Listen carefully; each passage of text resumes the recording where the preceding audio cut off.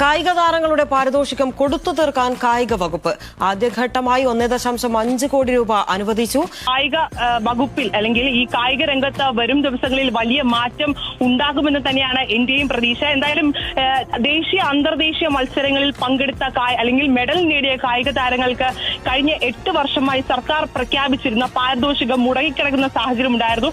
അതിൽ പ്രധാനമായും നോക്കിക്കാണേണ്ടത് ദേശീയ തലത്തിൽ റെക്കോർഡ് അഞ്ജു ബോബി ജോർജിന്റെ റെക്കോർഡ് തകർത്ത ആൻസി സോജൻ ഉൾപ്പെടെയുള്ളവർക്ക് സർക്കാർ പ്രഖ്യാപിച്ച പാരിതോഷികം മുടങ്ങിക്കിടക്കുന്ന സാഹചര്യം ഉണ്ടായിരുന്നു. ആൻസി സോജൻ ന്യൂസ് മലയാളത്തോട് തന്നെ പ്രതികരിച്ചത് നമ്മൾ വലിയ വാർത്തയായി നൽകിയിരുന്നു. എന്നാൽ ഇതിലാണ് ഇപ്പോൾ കായിക വകുപ്പിന്റെ ഒരു ഇത്തരത്തിൽ നടപടി എടുത്തിരിക്കുന്നത്. കായിക താരങ്ങളുടെ പാരിതോഷികം കൊടുത്തു തീർക്കാനാണ് ഇപ്പോൾ കായിക വകുപ്പ് തീരുമാനിച്ചിരിക്കുന്നത്. അതിനായി ആദ്യഘട്ടമായി 1.5 കോടി രൂപ അനുവദിച്ചിരിക്കുന്ന സാഹചര്യം ഉണ്ടാകുന്നു. ഇതൊരു വലിയ ഒരു നടപടി തന്നെയാണ്. ഇന്ന് കായിക മന്ത്രി ഒ.ജെ. ജനീഷിന്റെ ഒരു മിന്നൽ സന്ദർശനം കൂടി സ്പോർട്സ് കൗൺസിൽ ഉണ്ടായിരിക്കുന്നു.